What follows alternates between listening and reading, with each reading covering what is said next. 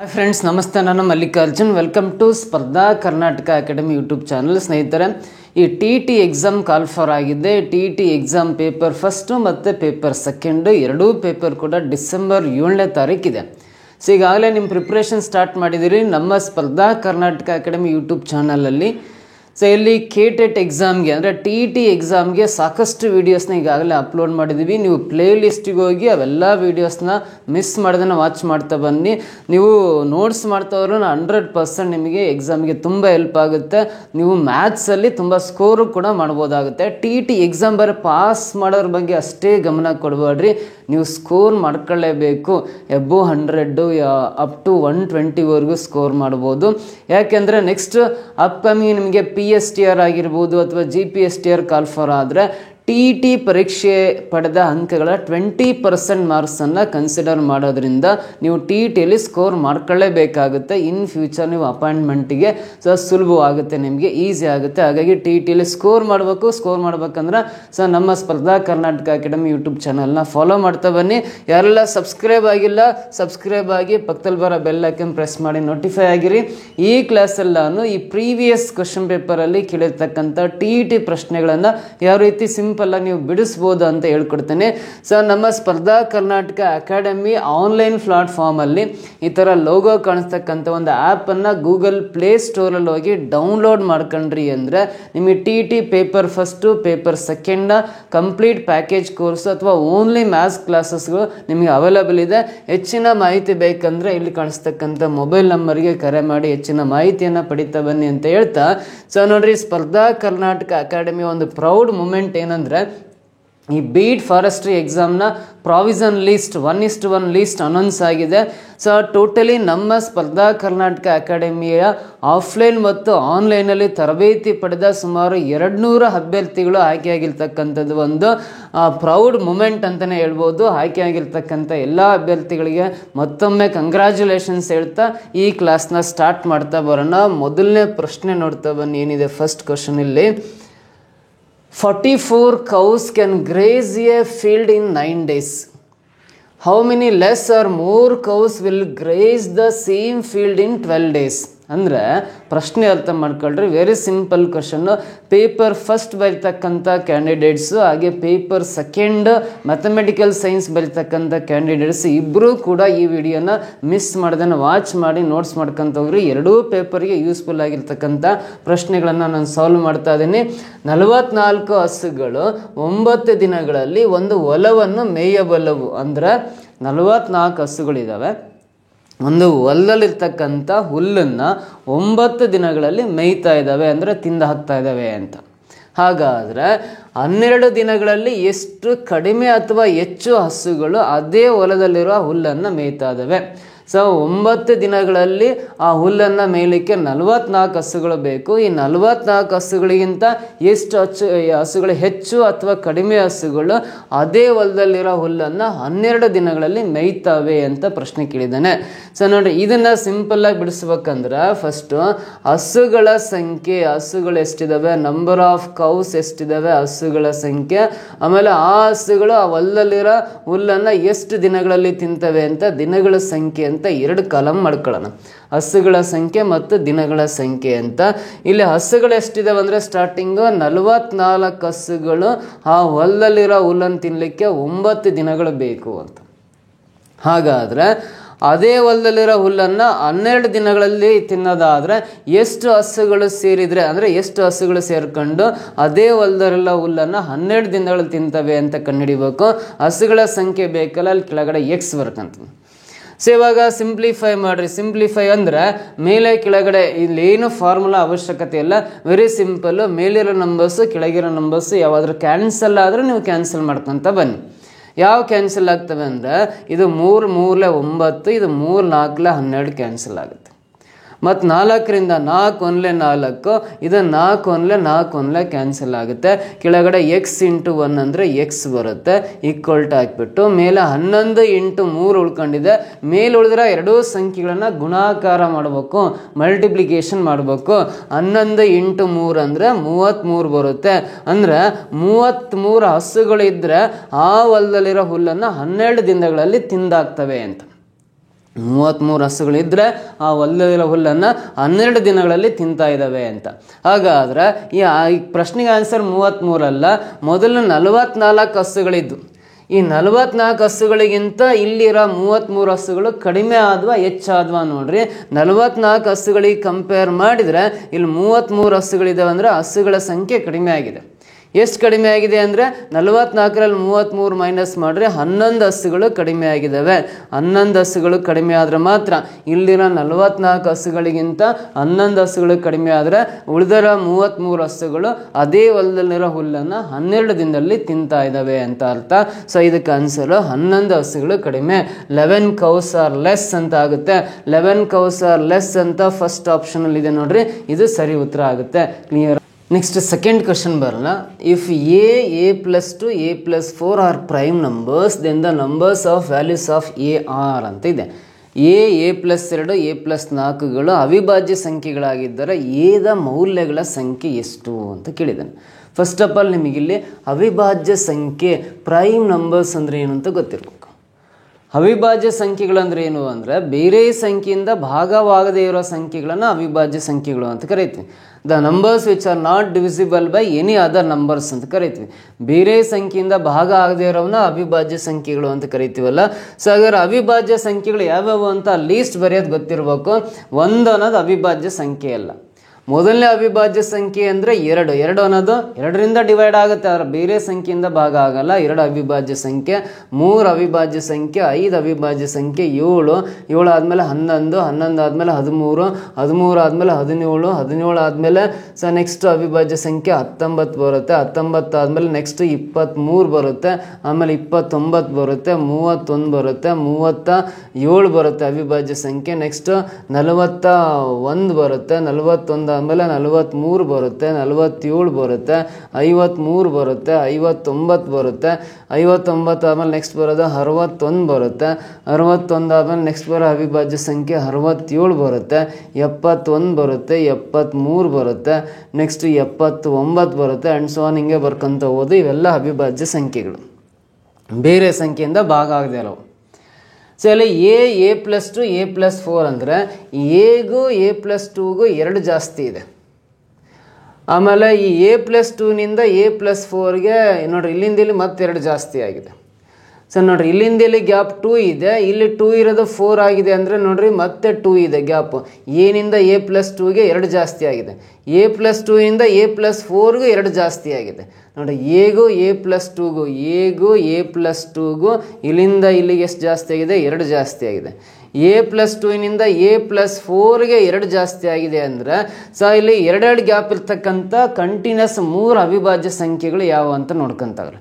So 2 difference ಇರೋ 3 ಅವಿಭಾಜ್ಯ ಸಂಖ್ಯೆಗಳು ಅಂದರೆ ಈ 2ಗೂ 3ಗೂ ಒಂದೇ ಡಿಫ್ರೆನ್ಸ್ ಇದೆ, ಇದು ಬರಲ್ಲ. ಸೊ 3ಇಂದ 5ಗೆ 2 ಡಿಫ್ರೆನ್ಸು, 5ಇಂದ 7ಗೆ 2 ಡಿಫ್ರೆನ್ಸ್ ಅಂದರೆ ಈ 3, 5, 7 ನಾವು ಕಂಟಿನ್ಯೂಸ್ ಆಗಿದೆ ಥರದ ನೋಡ್ರಿ. 3ರಿಂದ 5ಕ್ಕೆ 2 ಜಾಸ್ತಿ ಇದೆ, 5ರಿಂದ 7ಕ್ಕೆ 2 ಜಾಸ್ತಿ ಇದೆ ಅಂದರೆ ಈ ಎ ಪ್ಲೇಸಲ್ಲಿ 3 ಹಾಕ್ಬೋದು ಇದನ್ನ ಅಂತ ನೋಡಿ. ಎ ಪ್ಲೇಸಲ್ಲಿ 3 ಹಾಕ್ತಾ ಇದ್ದಾನೆ. ಎ ಇದತ್ರ 3 + 2 ಅಂದರೆ 5 ಆಗುತ್ತೆ. ಎ ಇದತ್ರ 3 ಹಾಕಿರೋ 3 + 4 7 ಆಗುತ್ತೆ. ಈ 3 ಸಂಖ್ಯೆಗಳು ಅವಿಭಾಜ್ಯ ಸಂಖ್ಯೆಗಳಾಗ್ತವೆ. ಎ ವ್ಯಾಲ್ಯೂ a+2 a+4 ನಾವು ಅವಿಭಾಜ್ಯ ಸಂಖ್ಯೆಗಳಾಗ್ತವೆ. ಅಂದರೆ ಎ ಪ್ಲೇಸಲ್ಲಿ 3 ಹಾಕಿದರೆ ಬರ್ತಕ್ಕಂಥ 3 ಸಂಖ್ಯೆಗಳು ಅವಿಭಾಜ್ಯ ಸಂಖ್ಯೆಗಳಾಗಿರ್ತವೆ. ಎ ಪ್ಲೇಸಲ್ಲಿ 3 ಹಾಕ್ಬೋದು. ಆಮೇಲೆ 5ಇಂದ ಸ್ಟಾರ್ಟ್ ಮಾಡ್ರೆ 5ಇಂದ 7ಗೆ 2 ಡಿಫ್ರೆನ್ಸು, 7ಇಂದ 2 ಡಿಫ್ರೆನ್ಸಲ್ಲಿ ಇಲ್ಲ, 4 ಡಿಫ್ರೆನ್ಸಲ್ಲಿದೆ, ಈ ಸಂಖ್ಯೆ ಬರಲ್ಲ. 7ಇಂದ 11ಗೆ 4 ಡಿಫ್ರೆನ್ಸ್ ಇದೆ, ಇದು ಬರಲ್ಲ. ಸೊ ಆಮೇಲೆ 11, 13, 17 ಬರುತ್ತೆ ನೋಡ್ರಿ. 11ರಿಂದ 13ಕ್ಕೆ 2 ಗ್ಯಾಪು, 13ರಿಂದ 17ಕ್ಕೆ 2 ಗ್ಯಾಪ್ ಇದೆ, ಇದು ಬರಲ್ಲ. 11ರಿಂದ ಬರಲ್ಲ, ಸಾರಿ.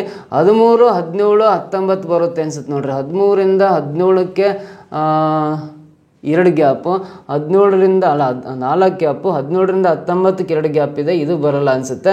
11 ಹಾಕಿ ನೋಡೋಣ. 11 ಹಾಕಿದ್ವಿ ಅಂದರೆ 11, 11 + 2 13, 11 + 4 15, ಇದು ಬರಲ್ಲ. ಸೊ ನೆಕ್ಸ್ಟ್ 2 ಡಿಫ್ರೆನ್ಸಲ್ಲಿ ಇರ್ತಕ್ಕಂಥ 3 ಅವಿಭಾಜ್ಯ ಸಂಖ್ಯೆಗಳು ಯಾವಾದರೂ ಇದಾವ? 3 ಡಿಫ್ರೆನ್ಸ್ ಬರ್ತಕ್ಕಂಥ 3 ಅವಿಭಾಜ್ಯ ಸಂಖ್ಯೆಗಳು 17ರಿಂದ 19ಕ್ಕೆ 2 ಡಿಫ್ರೆನ್ಸು, 19ರಿಂದ 21 ಇಲ್ಲ. ಸೊ ಮತ್ತೆ ಇಲ್ಲಿಂದ ಇಲ್ಲಿಗೆ 2 ಡಿಫ್ರೆನ್ಸ್, ಇಲ್ಲಿ 2 ಡಿಫ್ರೆನ್ಸ್ ಇಲ್ಲ. 2 ಡಿಫ್ರೆನ್ಸ್ ಇರ್ತಕ್ಕಂಥ ಮತ್ತಿನ್ಯಾವುದೇ ಅವಿಭಾಜ್ಯ ಸಂಖ್ಯೆಗಳು ಸಿಗದೇ ಇಲ್ಲ. ಬೇರೆ ಯಾವುದೇ ಅವಿಭಾಜ್ಯ ಸಂಖ್ಯೆಗಳು ಸಿಗಲ್ಲ. ಅದಕ್ಕೋಸ್ಕರ ನೋಡ್ರಿ ಇಲ್ಲಿ ಸೊ ಅಲ್ಲಿ ಅದಕ್ಕೋಸ್ಕರ ನಾವೇನು ಬರಿತೀವಿ ಅಂದ್ರೆ ಎ ಪ್ಲಸ್ಸಲ್ಲಿ 3 ಹಾಕಿದರೆ ಮಾತ್ರ 3 3 + 2 5 3 + 4 7 ಬರುತ್ತಲ್ಲ, ಎ ಪ್ಲಸ್ಸಲ್ಲಿ 3 ಹಾಕಿದರೆ ಮಾತ್ರ ಅಲ್ಲಿ ಬರ್ತಕ್ಕಂಥ 3 ಅವಿಭಾಜ್ಯ ಸಂಖ್ಯೆಗಳಾಗ್ತವೆ. ಅಂದರೆ ಎ ಪ್ಲಸ್ಸಲ್ಲಿ ಇದು ಒಂದೇ ಸಂಖ್ಯೆ ಬರೋ ಚಾನ್ಸಸ್ ಇದೆ. ಇದಕ್ಕೆ ಆನ್ಸರ್ 1 ಅಂತಿದೆಯಲ್ಲ, 4th option, this is the right answer. A ಪ್ಲಸ್ಸಲ್ಲಿ ಆ 3 ಒಂದು ಅಂಕಿ ಹಾಕಿದರೆ ಮಾತ್ರ ಬರ್ತಕ್ಕಂಥ 3 ಸಂಖ್ಯೆಗಳು ಅವಿಭಾಜ್ಯ ಸಂಖ್ಯೆಗಳಾಗಿರ್ತವೆ. ಸೊ ಎದ ಮೌಲ್ಯಗಳ ಸಂಖ್ಯೆ ಅಂದರೆ ಏನ ವ್ಯಾಲ್ಯೂ ಬೇಕಾಗಿಲ್ಲ. ಎ ಪ್ಲಸ್ಸಲ್ಲಿ ಎಷ್ಟು ಮೌಲ್ಯಗಳು ಹಾಕ್ಬೋದು ಅಂದರೆ ಒಂದೇ ಮೌಲ್ಯ ಹಾಕ್ಬೋದು, ಅದು 3 ಅನ್ನೋದು option 4th one is the right answer ಅಂತ ಕರಿತೀವಿ. ಕ್ಲಿಯರಾ? ಸೊ ನೆಕ್ಸ್ಟ್ ಕ್ವಶನ್ ಬರೋಣ. ಮುಂದಿನ ಪ್ರಶ್ನೆ ಇದಕ್ಕೆ, find the biggest 4-digit number which is A perfect square ಅಂತ ಇದೆ. ಪರಿಪೂರ್ಣ ವರ್ಗವಾಗಿರುವ ಅತಿ ದೊಡ್ಡ 4 ಅಂಕಿಗಳ ಸಂಖ್ಯೆಯನ್ನು ಕಂಡುಹಿಡಿಯಿರಿ ಅಂತ ಇದೆ.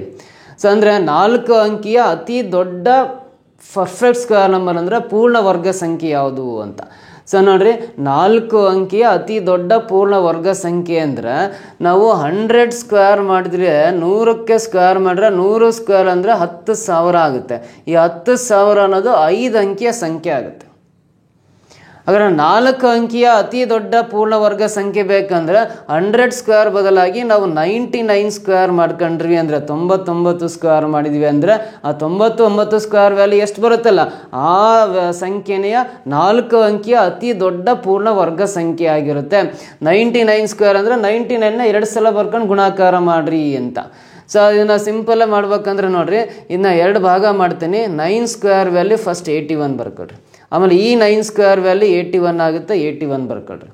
ಆಮೇಲೆ ಈ 9 ಈ 2ನ ಗುಣಾಕಾರ ಮಾಡಿರಿ. 9 × 9 81, 81 × 2 ಅಂದರೆ 162 ಆಗುತ್ತೆ.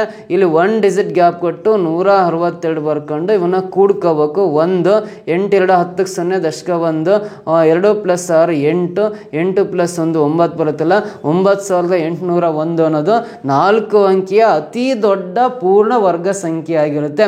4 ಡಿಜಿಟ್ ಅಂದರೆ greatest 4 digit perfect square number ಅಂದರೆ 9801 ಆಗುತ್ತೆ. 9801 ಇಲ್ಲಿ 4th ಆಪ್ಷನ್ ಇದೆಯಲ್ಲ, ಇದು ಕರೆಕ್ಟ್ ಆನ್ಸರ್ ಆಗುತ್ತೆ. 4 ಅಂಕಿಯ ಅತಿ ದೊಡ್ಡ ಪೂರ್ಣ ವರ್ಗ ಸಂಖ್ಯೆ ಅಂದರೆ ಅದು 99 ಸ್ಕ್ವೇರ್ ವ್ಯಾಲ್ಯೂ 9801 ಬರುತ್ತೆ. ಅಥವಾ 99 × 99 2 ಸಲ ಹಾಕೊಂಡು ಗುಣಾಕಾರ ಮಾಡಿರಿ, ಸೇಮ್ ಆನ್ಸರೇ ಬರುತ್ತೆ. ಅರ್ಥ ಆಯ್ತಾ? ನೆಕ್ಸ್ಟ್ 4th ಕ್ವಶನ್ ಬರೋಣ. 4ನೇ ಪ್ರಶ್ನೆ ಏನಿದೆ ಅಂತ, x power 13 plus 1 is, when x power 13 plus 1 is divided by x minus 1, then what is the remainder ಅಂತಿದೆ.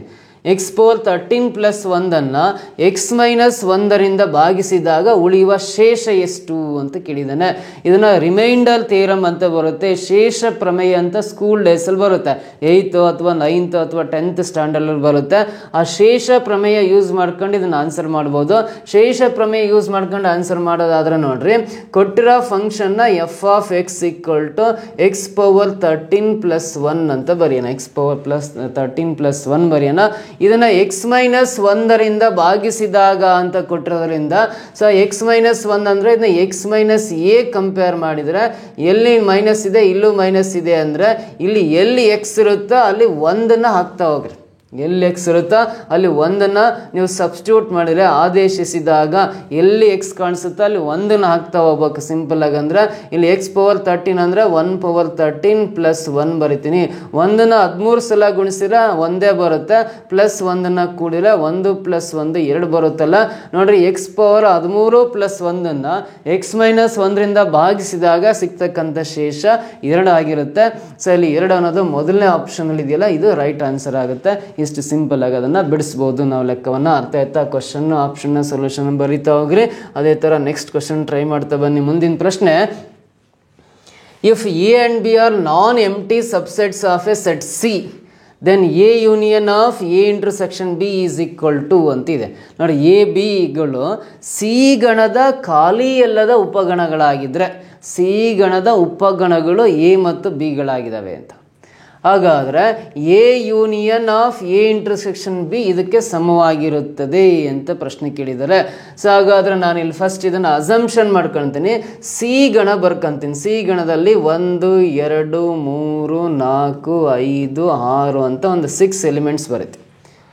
ಯಾವುದಾದ್ರೂ ನಾವೇ ಅಸಂಪ್ಷನ್ ಮಾಡ್ಕೋಬೋದು. 6ರಿಂದ 10ರವರೆಗೆ ಬರ್ಕೋಬೋದು ಬೇಕಾದರೆ, ಅಥವಾ ABCD ಅಂತ ಆಲ್ಫಾಬೆಟ್ಸ್ ಆರು ಬರ್ಕೋಬೋದು. ಇವು ಸಿ ಗಣದ ಗಣಾಂಶಗಳು ಅಂತ ಅಸಂಪ್ಷನ್ ಮಾಡಿರೋದು. ಇದು ಪ್ರಶ್ನೆಯಲ್ಲಿಲ್ಲ, ಸೆಲ್ಫ್ ಅಸಂಪ್ಷನ್ ಮಾಡಿರೋದು.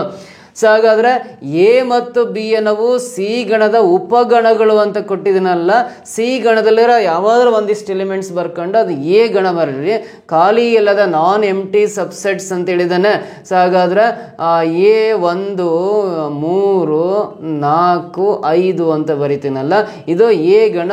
ಸಿ ಗಣದಲ್ಲಿರೋ ಗಣಾಂಶಗಳೇ ಆಗಿರೋದ್ರಿಂದ ಎ ಅನ್ನೋದು ಸಿ ಗಣದ ಉಪಗಣ ಆಗಿರುತ್ತೆ.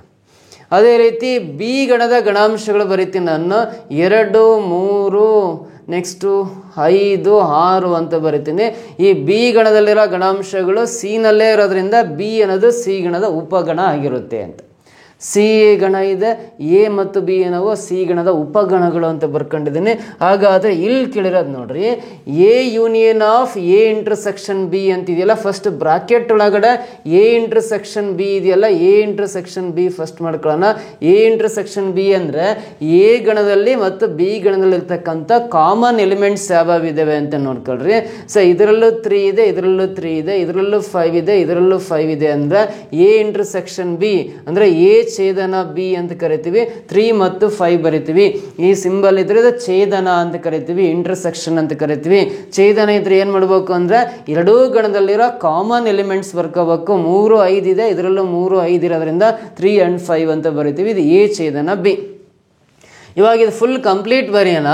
ಎ ಸಂಯೋಗ ಅಂತ ಕರಿತೀವಿ, A union of A intersection B ಅಂತ ಕೊಟ್ಟಿದ್ದಾನೆ. ಅಂದರೆ ಈ ಎ ಗಣದ ಗಣಾಂಶಗಳು ಆಮೇಲೆ ಎ ಛೇದನ ಬಿ ಗಣದ ಗಣಾಂಶಗಳನ್ನು ಸಂಯೋಗ ಅಂದರೆ ಇವೆರಡು ಕಂಬೈನ್ ಮಾಡಿ ಬರ್ಕೊಳ್ರಿ ಅಂತ. ಕಂಬೈನ್ ಮಾಡಿ ಬರ್ದ್ವಿ ಅಂದರೆ ನೋಡ್ರಿ, ಸೊ ಇಲ್ಲಿ 1 ಬರ್ಕೊಳ್ಳೋಣ, 1 ಆಮೇಲೆ 3 ಇದೆ 3 ಬರಿತಾ ಹೋಗೋಣ, 4 ಇದೆ 4 ಬರಿತಾ ಹೋಗೋಣ, 5 ಇದೆ 5 ಬರೆಯೋಣ. ಇವೆರಡೂ ಗಣದ ಗಣಾಂಶಗಳು, ಈ ಗಣ ಎ ಛೇದನ ಬಿ ಮತ್ತು ಎ ಗಣದ ಗಣಾಂಶಗಳನ್ನು ಸಂಯೋಗ ಮಾಡ್ತಾ ಇದೀವಿ ಅಂದರೆ ಕಂಬೈನ್ ಮಾಡಿ ಬರಿತಾ ಇದ್ವಿ. ಫಸ್ಟ್ ಎ ಗಣದ ಗಣಾಂಶಗಳು ಬರ್ಕೊಂಡ್ವಿ. ಇಲ್ಲಿ ಎ ಛೇದನ ಬಿನಲ್ಲಿ 3 ಇದೆ, ಆಲ್ರೆಡಿ 3 ಬರ್ಕೊಂಡಿದ್ವಿ, ಮತ್ತೊಂದ್ಸಲ ರಿಪೀಟ್ ಬರೆಯಂಗಿಲ್ಲ. ಇಲ್ಲಿ 5 ಇದೆ, 5 ಅನ್ನು ಆಲ್ರೆಡಿ ಬರ್ಕೊಂಡಿದ್ವಿ, ಮತ್ತೊಂದ್ಸಲ ರಿಪೀಟ್ ಬರೆಯಂಗಿಲ್ಲ. 1 3 4 5 ಬಂತು. 1 3 4 5 ಅಂದರೆ ಯಾವ ಗಣ ಅದು ಅಂದರೆ ನೋಡ್ರಿ, 1 3 4 5 ಅಂತ ಎಲಿಮೆಂಟ್ಸ್ ಇರೋದು ಎ ಗಣನೆ ಆಗಿರುತ್ತಲ್ಲ, ಈಸ್ ಈಕ್ವಲ್ ಟು ಮತ್ತು ವಾಪಸ್ ನಮಗೆ ಎ ಗಣನೆ ಆನ್ಸರ್ ಸಿಕ್ಕಿದೆ ಅಂತ. ಹಾಗಾದರೆ ಎ ಸಂಯೋಗ ಇಂಟು ಎ ಛೇದನ ಬಿ ಅನ್ನೋದು ಯಾವ ಗಣಕ್ಕೆ ಸಮವಾಗಿರುತ್ತೆ ಅಂದರೆ ಅದು ಎ ಗಣಕ್ಕೆ ಸಮವಾಗಿರುತ್ತೆ. ಎ ಅನ್ನೋದು ನೋಡ್ರಿ ಮೊದಲನೇ ಆಪ್ಷನಲ್ಲಿ ಇದೆಯಲ್ಲ, ಇದು ಸರಿ ಉತ್ತರ ಆಗುತ್ತೆ. ನೀವು ಇಲ್ಲಿ ಎಕ್ಸಾಂಪಲ್ ಆಗಿ ಯಾವ ಎಲಿಮೆಂಟ್ಸ್ ಬೇಕಾದರೂ ಬರ್ಕೋಬೋದು. ಫೈನಲ್ ಆನ್ಸರ್ ಏನೇ ಬರುತ್ತೆ ಕ್ಯಾಲ್ಕುಲೇಟ್ ಮಾಡಿದರೆ. ಕ್ಲಿಯರ್ ಅರ್ಥ ಆಯ್ತಾ? ಕ್ವಶನ್ ಆಪ್ಷನ್ ಸೊಲ್ಯೂಷನ್ ಬರ್ಕೊಂಡು ನೆಕ್ಸ್ಟ್ ಪ್ರಶ್ನೆ ಬರೋಣ. ಮುಂದಿನ ಪ್ರಶ್ನೆ, the population of A village increases by 5% yearly. If at present the population of the village is 4410, then what was the population before 2 years ಅಂತ ಇದೆ ನೋಡಿ. ಒಂದು ಗ್ರಾಮದ ಜನಸಂಖ್ಯೆಯು ವಾರ್ಷಿಕವಾಗಿ ಅಂದರೆ ಪ್ರತಿ ವರ್ಷ 5% ಹೆಚ್ಚಾಗುತ್ತೆ ಅಂತ. ಒಂದು ಗ್ರಾಮದ ಜನಸಂಖ್ಯೆ ಪ್ರತಿ ವರ್ಷ 5% ಜಾಸ್ತಿ ಆಗುತ್ತೆ ಅಂತ ಹೇಳಿದ್ದಾನೆ. ಸೊ ಪ್ರಸ್ತುತ ಗ್ರಾಮದ ಜನಸಂಖ್ಯೆ 4410 ಇದೆ. ಈಗ ಪ್ರೆಸೆಂಟು ಆ ಗ್ರಾಮದ ಜನಸಂಖ್ಯೆ 4410 ಇದೆ. ಹಾಗಿದ್ರೆ 2 ವರ್ಷಗಳ ಹಿಂದೆ ಜನಸಂಖ್ಯೆ ಎಷ್ಟಿತ್ತು ಅಂತ, 2 years ಬ್ಯಾಕ್ ಎಷ್ಟಿತ್ತು ಅಂತ. ಈಗ 4410 ಇದೆ ಅಂದರೆ 2 ವರ್ಷಗಳ ಹಿಂದೆ ಎಷ್ಟಿತ್ತು ಅಂತ ಕೇಳಿದ್ದಾರೆ. ಸೊ ನೋಡ್ರಿ, 2 ವರ್ಷಗಳ ಹಿಂದಿನ ಜನಸಂಖ್ಯೆ ಕಂಡುಹಿಡಿಯಬೇಕು. ಒಂದು ಸಿಂಪಲ್ ಮೆಥಡ್ ಅಂದರೆ ಫಸ್ಟು ಪ್ರೆಸೆಂಟ್ ಪಾಪ್ಯುಲೇಷನ್ ಈಗಿರೋದು 4410. ಅದೇ 2 ವರ್ಷಗಳ ಹಿಂದೆ ಎಷ್ಟಿತ್ತು ಅಂತ ಕಂಡುಹಿಡಿಬೇಕು. ಪ್ರತಿ ವರ್ಷ ಜನಸಂಖ್ಯೆ 5% ಹೆಚ್ಚಾಗುತ್ತೆ ಅಂತ ಕೊಟ್ಟಿದ್ದಾನೆ. 5% ಹೆಚ್ಚಾಗುತ್ತೆ ಅಂದರೆ 100 ಜನಸಂಖ್ಯೆ 105 ಆಗುತ್ತಲ್ಲ, ಇದನ್ನು 100/105 ಅಂತ ಬರಿಬೇಕು. ನೋಡ್ರಿ, ಒಂದು ವೇಳೆ 2 ವರ್ಷಗಳ ನಂತರದ ಜನಸಂಖ್ಯೆ ಎಷ್ಟು ಅಂತ ಕೇಳಿದರೆ ಈ 105 ಮೇಲೆ ಹೋಗುತ್ತೆ, 100 ಕೆಳಗೆ ಬರುತ್ತೆ. 105 ಮೇಲೆ ಬರಿಬೇಕು, 100 ಕೆಳಗೆ ಬರಿಬೇಕು. ನಂತರದ ಜನಸಂಖ್ಯೆ ಕೇಳಿದರೆ ಅದು ಹಿಂದಿನ ಜನಸಂಖ್ಯೆ ಆಗಿರೋದ್ರಿಂದ 100 ಮೇಲೆ ಬರ್ಕೊಂಡು 5% ಹೆಚ್ಚು ಅಂದರೆ 100ಕ್ಕೆ 5 ಕೂಡಿ ಬರಲಿ 105 ಆಗುತ್ತೆ. ಪ್ರತಿ ವರ್ಷ ಅಂತ ಹೇಳಿದಾನೆ ಅಂದರೆ ಇದು 2 ವರ್ಷಗಳ ಹಿಂದೆ ಕೇಳಿದಾನಲ್ಲ, ಇನ್ನು 2 ಸಲ ಬರಿಬೇಕು. 100/105 ಅಂತ 2 ಟೈಮ್ಸ್ ಬರ್ಕೊಂಡು ಸಿಂಪ್ಲಿಫೈ ಮಾಡಿರಿ. 2 ವರ್ಷಗಳ ಹಿಂದೆ ಆ ಗ್ರಾಮದ ಜನಸಂಖ್ಯೆ ಎಷ್ಟಿತ್ತು ಅಂತ ನಾವು ಕ್ಯಾಲ್ಕುಲೇಟ್ ಮಾಡ್ಬೋದು. ಸೊ ಯಾವಾದರೂ ಕ್ಯಾನ್ಸಲ್ ಆಗ್ತವೆ ನಾವು ನೋಡ್ರಿ. ಇದು 5 2 10 0 ಪಕ್ಕ ಬರೆಯೋಣ, 5 2 10 5 1 5. ಇದು 5 2 10 0 ಪಕ್ಕ ಬರೆಯೋಣ, 5 5 2 10, 5 1 5. ಸೊ ಮತ್ತೆ ಯಾವ್ದಾರು ಕ್ಯಾನ್ಸಲ್ ಆಗ್ತವೆ ಅಂದರೆ 21 1 ಇದು 21 21 441, 21 ಸ್ಕ್ವೇರ್ ವ್ಯಾಲ್ಯೂ 441 ಅಲ್ಲ. ಸೊ ಮತ್ತು ಈ 21 ಕ್ಯಾನ್ಸಲ್ ಆಗುತ್ತೆ, ಅಲ್ಲಿ 0 ಆಯ್ತಲ್ಲ, 21 10 210. ಸೊ ಅಲ್ಲಿ 10 ಬರುತ್ತೆ ನೋಡ್ರಿ. 21 441, 0 ಲಾಸ್ಟ್ ಬರೀತೀನಿ.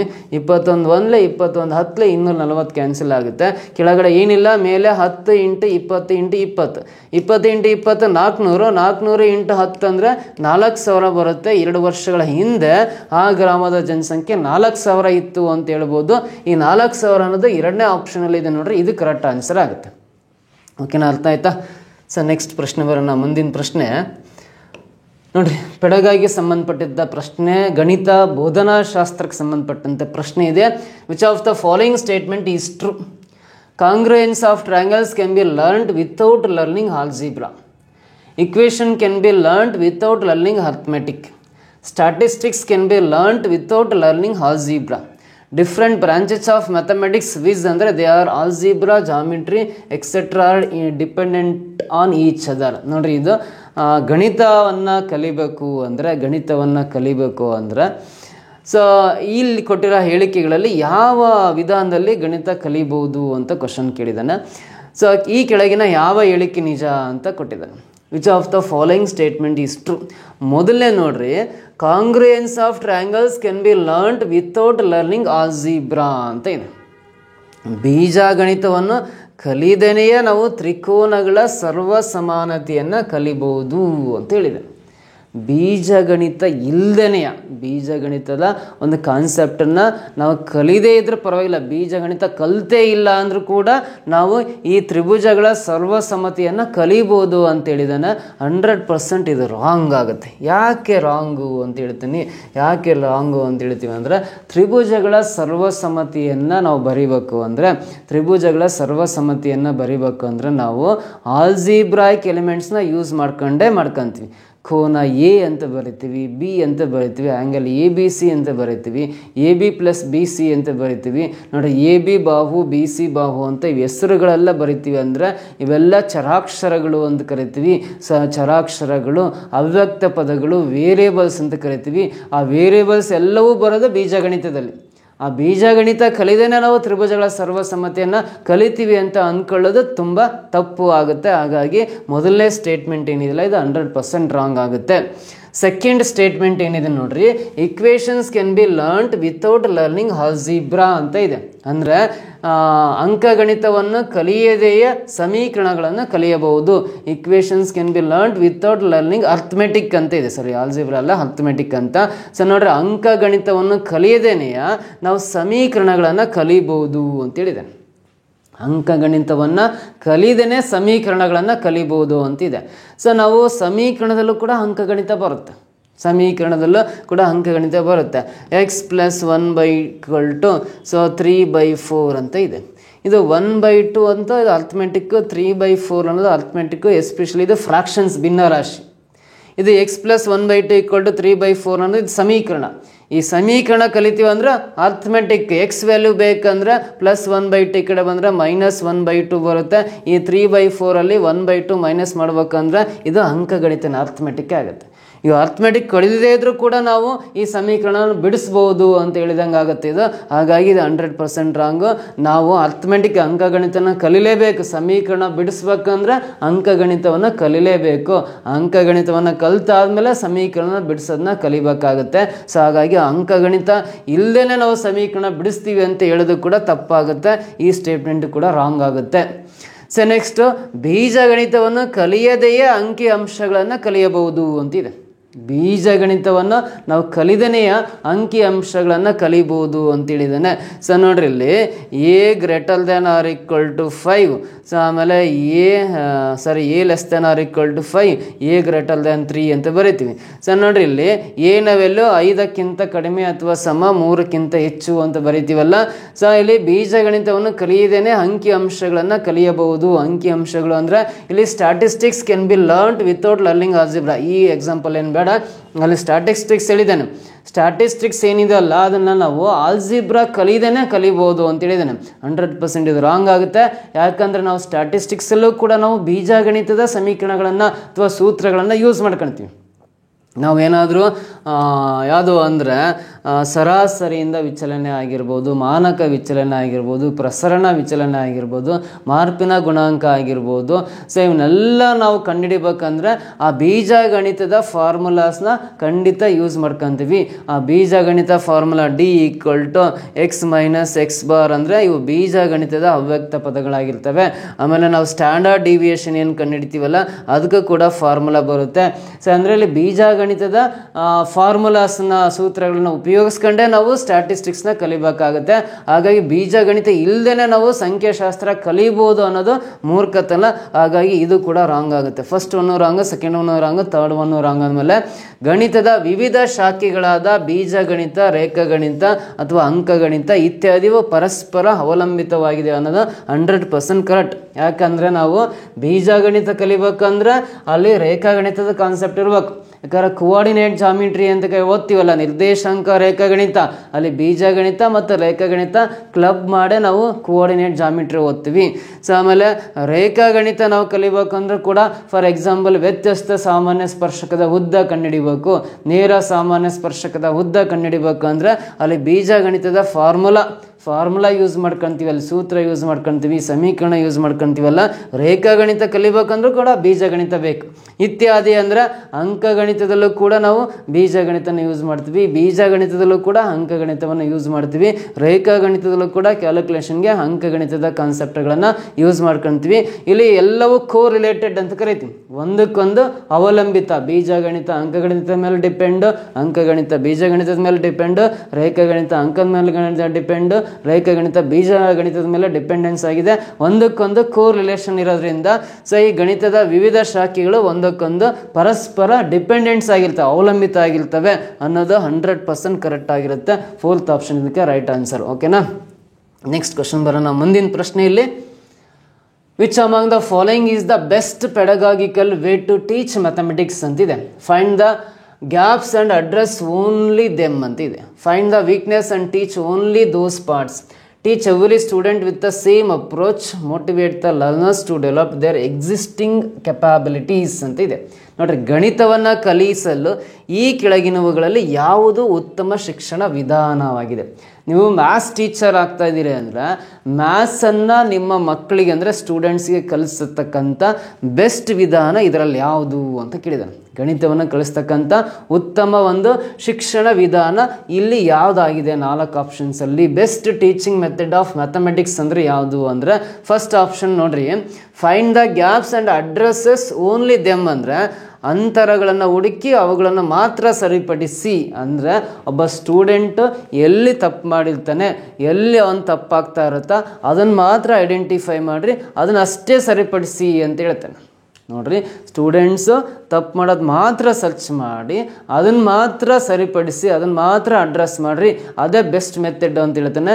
That is not the best method. Student ಅವನು ತಪ್ಪು ಮಾಡೋದನ್ನ ಅಷ್ಟೇ ಟೀಚರ್ ಹುಡುಕ್ಬೇಕು, ಅವ್ನು ಸರಿ ಮಾಡಿರೋದಕ್ಕೆ ನಾವು ಪ್ರೋತ್ಸಾಹ ಕೊಡ್ತಾ ಇಲ್ಲ ಅಲ್ಲಿ. ಹಾಗಾಗಿ ಇಲ್ಲಿ ಸರಿ ಮಾಡೋದಕ್ಕೂ ಪ್ರೋತ್ಸಾಹ ಕೊಡಬೇಕು, ಅವ್ನು ತಪ್ಪು ಮಾಡಿರೋದನ್ನ ತಿದ್ದ ವಿಧಾನ ಕೂಡ ಹೇಳ್ಕೊಡ್ಬೇಕು, ಅದು ಬೆಸ್ಟ್ ಮೆಥಡ್ ಆಗುತ್ತೆ. ಬರೀ ತಪ್ಪನ್ನು ಮಾತ್ರ ತಿದ್ಕೊಂತ ಹೋಗೋದು best teaching method of mathematics ಅಲ್ಲ ಅಂತ ಹೇಳ್ತೀವಿ. ಫಸ್ಟ್ ಆಪ್ಷನ್ ರಾಂಗ್ ಆಗುತ್ತೆ. So coming to the second option ಬರೋಣ. Find the weakness and teach only those parts ಅಂತಿದೆ. ಅವನ ದೌರ್ಬಲ್ಯವನ್ನು ಹುಡುಕಿ, ಯಾವ ಒಂದು ಪಾರ್ಟಲ್ಲಿ ಕ್ಯಾಲ್ಕುಲೇಷನ್ ಪಾರ್ಟಲ್ಲಿ ಅವ್ನು ವೀಕ್ ಇದೆಯೋ, ಅಥವಾ ಫಾರ್ಮುಲಾ ನೆನ್ಪಿಟ್ಕೊಳ್ಳೋದ್ರಲ್ಲಿ ವೀಕ್ ಇದೆಯೋ, ಅಥವಾ ಮಲ್ಟಿಪ್ಲಿಕೇಶನಲ್ಲಿ ವೀಕ್ ಇದೆಯೋ, ಅಥವಾ ಡಿವಿಷನ್ ಅವನಿಗೆ ಬರ್ತಾ ಇಲ್ಲೋ, ಅಥವಾ ಅಡಿಷನ್ ಬರ್ತಾ ಇಲ್ವೋ, ಯಾವ ಪಾರ್ಟಲ್ಲಿ ಅವ್ನು ವೀಕ್ ಇದೆಯೋ ಅದನ್ನು ಮಾತ್ರ ಸರಿಪಡಿಸಿ ಅಂತ ಹೇಳ್ತಾ ಇದ್ದಾರೆ. ಸೊ ನೋಡ್ರಿ, ಬರೀ ಅವ್ನು ವೀಕ್ ಇರೋ ಪಾರ್ಟ್ನ ಸರಿಪಡಿಸ್ತಾ ಹೋದರೆ ಅವನು ಸ್ಟ್ರಾಂಗೆಸ್ಟ್ ಪಾರ್ಟಿಗೆ ನಾವು ಸಪೋರ್ಟ್ ಮಾಡ್ದಂಗೆ ಆಗಲ್ಲ. ಅದಕ್ಕೋಸ್ಕರ ಇದು ಕೂಡ ಬೆಸ್ಟ್ ಟೀಚಿಂಗ್ ಮೆಥಡ್ ಆಗಿರೋಕ್ಕೆ ಚಾನ್ಸೇ ಇಲ್ಲ. ಓಕೆನಾ? ಸೊ ಸೆಕೆಂಡ್ ಆಪ್ಷನ್ ಕೂಡ ರಾಂಗ್ ಆಗುತ್ತೆ. ಥರ್ಡ್ ಬರೋಣ, teach every student with the same approach. ಪ್ರತಿಯೊಬ್ಬ ವಿದ್ಯಾರ್ಥಿಗಳು ಒಂದೇ ವಿಧಾನದಿಂದ ಕಲಿಸಿ ಅಂತಿದೆಯಲ್ಲ, ಇದು ಕೂಡ 100% ರಾಂಗ್ ಆಗುತ್ತೆ. ಯಾಕಂದ್ರೆ ಸ್ಟೂಡೆಂಟ್ಸ್ ಅವರ ಬುದ್ಧಿಮಟ್ಟ ಒಬ್ಬ ವಿದ್ಯಾರ್ಥಿಯಿಂದ ಇನ್ನೊಂದು ವಿದ್ಯಾರ್ಥಿಗೆ ಸೇಮ್ ಇರಲ್ಲ, ಡಿಫ್ರೆಂಟ್ ಇರುತ್ತೆ. IQ ಲೆವೆಲ್ಲು ಪ್ರತಿಯೊಬ್ಬರಿಗೂ ಡಿಫ್ರೆಂಟ್ ಇರೋದ್ರಿಂದ ಎಲ್ಲರಿಗೂ ಸೇಮ್ ವೇನಲ್ಲೇ ಕಲಿಸ್ಕೊಡ್ರಿ, ಒಂದೇ ವಿಧಾನದಲ್ಲೇ ಪಾಠ ಹೇಳ್ರಿ, ಕಲಿಸ್ಕೊಡ್ರಿ ಅನ್ನೋದು ಕೂಡ ರಾಂಗ್ ಮೆಥಡ್ ಆಗುತ್ತೆ. Best teaching method of mathematics ಆಗಲ್ಲ. ಪ್ರತಿಯೊಬ್ಬ ವಿದ್ಯಾರ್ಥಿ IQ ಲೆವೆಲ್ಲು ಡಿಫ್ರೆಂಟ್ ಇರೋದ್ರಿಂದ. ಸೊ ಒಬ್ಬನು ಕಲಿಕೆಯಲ್ಲಿ ಸ್ಟ್ರಾಂಗ್ ಇರ್ತಾನೆ, ಒಬ್ಬನು ಅವರೇಜ್ ಇರ್ತಾನೆ, ಒಬ್ಬನು ವೀಕ್ ಇರ್ತಾನೆ. ಎಲ್ಲರಿಗೂ ಸೇಮ್ ಮೆಥಡಲ್ಲೇ ನಾವು ಕಲಿಸ್ಕೊಡೋದು ತಪ್ಪಾಗುತ್ತೆ. ಇದು ಕೂಡ ರಾಂಗ್ ಮೆಥಡ್ ಅಂತ ಹೇಳ್ತೀವಿ. ನೆಕ್ಸ್ಟ್, ಕಲಿಯುವವರು ತಮ್ಮ ಅಸ್ತಿತ್ವದಲ್ಲಿರುವ ಸಾಮರ್ಥ್ಯಗಳನ್ನು ಅಭಿವೃದ್ಧಿಪಡಿಸಲು ಪ್ರೇರೇಪಿಸಿ ಅಂತಿದೆ. Motivate the learners to develop their existing capabilities ಅಂತ ಇದೆ. ಅಂದರೆ ಆಲ್ರೆಡಿ ಅವರಲ್ಲಿರ್ತಕ್ಕಂಥ ಒಂದು ಸಾಮರ್ಥ್ಯವನ್ನು, ಅಂದರೆ ಪ್ರತಿಯೊಬ್ಬ ವಿದ್ಯಾರ್ಥಿಯಲ್ಲಿರ್ತಕ್ಕಂಥ ಸಾಮರ್ಥ್ಯವನ್ನು ಹೆಚ್ಚು ಮಾಡಲಿಕ್ಕೆ, ಅಸ್ತಿತ್ವದಲ್ಲಿರೋ ಸಾಮರ್ಥ್ಯಗಳನ್ನು ಅಭಿವೃದ್ಧಿಪಡಿಸಲಿಕ್ಕೆ ಪ್ರೋತ್ಸಾಹ ಕೊಡ್ತಕ್ಕಂಥ, ಪ್ರೇರೇಪಣೆ ಮಾಡ್ತಕ್ಕಂಥ ಕೆಲಸ ಮಾಡಿ ನಾವು ಮ್ಯಾಥಮೆಟಿಕ್ಸ್ನ ಬೋಧಿಸಬೇಕಾಗುತ್ತೆ. ಕಲಿಯುವವರು ತಮ್ಮ ಅಸ್ತಿತ್ವದಲ್ಲಿರುವ ಸಾಮರ್ಥ್ಯಗಳನ್ನು ಅಭಿವೃದ್ಧಿಪಡಿಸಲು ಪ್ರೇರೇಪಿಸಿ. Motivate the learners to develop their existing capabilities. ನಿನಗೆ ಆ ಸಾಮರ್ಥ್ಯ ಇದೆ, ನೀನು ಅದನ್ನು ಕಲಿತೀಯ, 100% ನೀವು ಮಾಡಲಿಕ್ಕೆ ಸಾಧ್ಯತೆ ಇದೆ ಅಂತ ನಾವು ಗಣಿತ ಕಲಿಸೋ ಟೀಚರು ಪ್ರೇರೇಪಣೆ ಮಾಡ್ತಾ, ಡೆವಲಪ್ ಮಾಡ್ತಾ ಅವರ ಒಂದು ಕೆಪಾಸಿಟಿ, ಕೇಪಬಿಲಿಟೀಸ್ನ ಡೆವಲಪ್ ಮಾಡಲಿಕ್ಕೆ ನಾವು ಮೋಟಿವೇಟ್ ಮಾಡ್ತಾ ಗಣಿತವನ್ನು ಕಲಿಸ್ಬೇಕಾಗುತ್ತೆ. ಹಾಗಾಗಿ ಬೆಸ್ಟ್ ಟೀಚಿಂಗ್ ಮೆಥಡ್ ಅಂದರೆ 4th ಆಪ್ಷನ್ ಅಂತ ಕರಿತೀವಿ. This is the right answer. ಓಕೆನಾ ಸರ್, ನೆಕ್ಸ್ಟ್ ಬರೋಣ 9th ಕ್ವಶನ್ಗೆ. If x = x such that x is a letter in the word below, b = ಅಂತ ಇದೆ x such that x is a letter word in wool, and c = a minus b, then the number of subsets of c is. ನೋಡ್ರಿ, A ಗಣ ಅಂತಕ್ಕಂಥದ್ದು x such that x ಅಂತ ಓದ್ತೀವಿ, ಅಲ್ಲಿ ನಾವು ಓದೋ ವಿಧಾನ ಬಿಲೋ ಪದದಲ್ಲಿನ ಅಕ್ಷರ ಅಂತಿದೆ. ಸೊ ನೋಡ್ರಿ, ಅಂದರೆ ಎ ಗಣದಲ್ಲಿರೋ ಗಣಾಂಶಗಳು ಈ ಬಿಲೋ ಪದದಲ್ಲಿನ ಅಕ್ಷರಗಳಾಗಿರ್ತವೆ. ಅಂದರೆ ಯಾವ ಅಕ್ಷರಗಳಿದೆ ಬಿಲೋ ಪದದಲ್ಲಿ? ಬಿ ಇದೆ, ಇ ಇದೆ, ಎಲ್ ಇದೆ, ಓ ಇದೆ, ಡಬ್ಲ್ಯೂ ಇದೆ. ಅಂದರೆ ಎ ಗಣದಲ್ಲಿರ್ತಕ್ಕಂಥ ಎಲಿಮೆಂಟ್ಸ್ ಇವಿಷ್ಟು ಅಂತ. ಸೊ ಬಿ ಗಣದಲ್ಲಿರೋ ಎಲಿಮೆಂಟ್ಸ್ ಯಾವ ಅಂತ ಕೊಟ್ಟಿದ್ದಾನೆ ಅಂದರೆ ಊಲ್ ಪದದಲ್ಲಿರೋ ಅಕ್ಷರಗಳು ಅಂತ ಕೊಟ್ಟಿದ್ದಾನೆ. ಸೊ ಊಲ್ ಪದದಲ್ಲಿರೋ ಅಕ್ಷರಗಳು ಯಾವುದಿದೆ? ಡಬ್ಲ್ಯೂ ಇದೆ, ಓ ಅನ್ನೋದು 2 ಸಲ ಇದೆ. ಯಾವುದೇ ಕಣಕ್ಕೂ ಇಲ್ಲಿ ಸೆಟ್ಸಲ್ಲಿ ರಿಪೀಟೆಡ್ ಲೆಟರ್ಸ್ ಅಥವಾ ಎಲಿಮೆಂಟ್ಸ್ನ ಬರೆಯಂಗಿಲ್ಲ. 2 ಟೈಮ್ಸ್ ಇದೆ ಓ, ಒಂದೇ ಸಲ ಬರ್ಕೋಬೇಕು. ಆಮೇಲೆ ಎಲ್ ಬರೀತಾ ಅದನ್ನೆಲ್ಲ. ಇದು ಬಿ ಗಣದ ಗಣಾಂಶಗಳು, ಎಲಿಮೆಂಟ್ಸ್ ಆಫ್ ಸೆಟ್ ಬಿ ಆಗುತ್ತೆ. ಸಿ = a minus b ಆಗಿದ್ದಾರೆ. ಸಿ ಅನ್ನೋ ಗಣ ಸಿಗುತ್ತೆ, ಅದು ಎ ಮತ್ತು ವಿನ ಮೈನಸ್ ಮಾಡಿದ್ರೆ ಸಿ ಗಣ ಸಿಗುತ್ತೆ ಅಂತ ಹೇಳಿದ್ದಾನೆ. ಸಿ ಸೆಟ್ ಸಿಗುತ್ತೆ ನಮಗೆ, ಸಿ ಗಣ. ಯಾವ ಥರ ಮಾಡಿದ್ರೆ ಸಿ ಗಣ ಸಿಗುತ್ತೆ ಅಂದರೆ ಎ ಗಣದಲ್ಲಿರೋ ಗಣಾಂಶಗಳನ್ನು ಬಿ ಗಣದಲ್ಲಿರೋ ಗಣಾಂಶಗಳನ್ನು ಮೈನಸ್ ಮಾಡಿದಾಗ ನಮಗೆ ಸಿ ಗಣ ಸಿಗುತ್ತೆ. ಮೈನಸ್ ಅಂದ ತಕ್ಷಣ ಇದರಿಂದ ಏನು ಕಳ್ಕೊಂತ ಹೋಗ್ಲಿಕ್ಕೆ ಬರಲ್ಲ. ಎ ಮೈನಸ್ ಬಿ ಅಂದರೆ ನೋಡ್ರಿ, ಸೆಟ್ ಥಿಯರಿಯಲ್ಲಿ ಗಣಗಳ ಪಾಠದಲ್ಲಿ ಎ ಮೈನಸ್ ಬಿ ಅಂದರೆ ಎ ಮತ್ತು ಬಿ ಗಣದಲ್ಲಿರೋ ಕಾಮನ್ ಎಲಿಮೆಂಟ್ಸ್ನ, ಎ ಮೈನಸ್ ಬಿ ಅಂದರೆ ಯಾವ ಥರ ಮಾಡಬೇಕು? ಎ ಮತ್ತು ಬಿ ಗಣದಲ್ಲಿರೋ ಕಾಮನ್ ಎಲಿಮೆಂಟ್ಸ್ನ ಕ್ಯಾನ್ಸಲ್ ಮಾಡ್ಕೋಬೇಕು. ಸೊ ಎನಲ್ಲಿ ಎಲ್ ಇದೆ, ಬಿನಲ್ಲಿ ಎಲ್ ಇದೆ, ಕ್ಯಾನ್ಸಲ್ ಮಾಡ್ತಾನೆ. ಎನಲ್ಲಿ ಓ ಇದೆ, ಬಿನಲ್ಲಿ ಓ ಇದೆ, ಕ್ಯಾನ್ಸಲ್ ಮಾಡ್ತಾನೆ. ಕಾಮನ್ ಎಲಿಮೆಂಟ್ಸ್ ಇಲ್ಲೂ ಡಬ್ಲ್ಯೂ ಇದೆ, ಇಲ್ಲೂ ಡಬ್ಲ್ಯೂ ಇದೆ, ಕ್ಯಾನ್ಸಲ್ ಮಾಡ್ತಾನೆ. ಎ ಮೈನಸ್ ಬಿ ಯಾವ ಥರ ಮಾಡೋದಂದರೆ ಎ ಗಣದಲ್ಲಿ ಬಿ ಗಣದಲ್ಲಿರೋ ಕಾಮನ್ ಎಲಿಮೆಂಟ್ಸ್ನ ಕ್ಯಾನ್ಸಲ್ ಮಾಡಿ, ಮೊದಲನೇ ಗಣ ಇಲ್ಲಿ ಎ ಹೆಸರಿರೋದ್ರಿಂದ ಎ ಗಣದಲ್ಲಿ ಉಳಿದಿರೋ ಗಣಾಂಶಗಳು ಬಿ ಮತ್ತು ಇ ಇರೋದ್ರಿಂದ ಆ ಬಿ ಮತ್ತು ಇ ಅನ್ನೋದು ಸಿ ಗಣದ ಗಣಾಂಶಗಳಾದವು. ಈಗ ಸಿ ಗಣದ ಗಣಾಂಶಗಳು ಯಾವ ಥರ ಸಿಗ್ತವೆ? ಎ ಮೈನಸ್ ಬಿ ಮಾಡಿದರೆ ಸಿ ಗಣದ ಗಣಾಂಶಗಳು ಸಿಗ್ತವೆ ಅಂತೇಳಿ ಪ್ರಶ್ನೆಯಲ್ಲಿ ಹೇಳಿದ್ದಾನೆ. ಹಾಗಾದರೆ ಸಿಯ ಉಪಗಣಗಳ ಸಂಖ್ಯೆ, ಆ ಸಿ ಗಣದ ಗಣಾಂಶಗಳನ್ನು ಯೂಸ್ ಮಾಡ್ಕೊಂಡು ಎಷ್ಟು ಉಪಗಣಗಳನ್ನು ಬರಿಬೋದು ಅಂದರೆ ನೋಡ್ರಿ, ಖಾಲಿ ಗಣ ಬರಿತೀವಲ್ಲ, ಇದು ಕೂಡ ಯಾವುದೇ ಗಣದ ಉಪಗಣ ಆಗಿರುತ್ತೆ.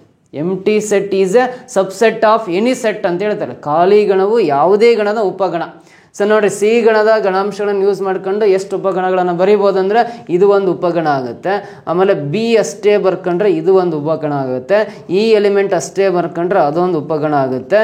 ಸೊ ಆಮೇಲೆ ಬಿ ಮತ್ತು ಈ ಎರಡೂ ಎಲಿಮೆಂಟ್ಸ್ ಬರ್ಕೊಂಡ್ರೆ ಅದು ಕೂಡ ಸಿ ಗಣದ ಉಪಗಣನೇ ಆಗಿರುತ್ತೆ.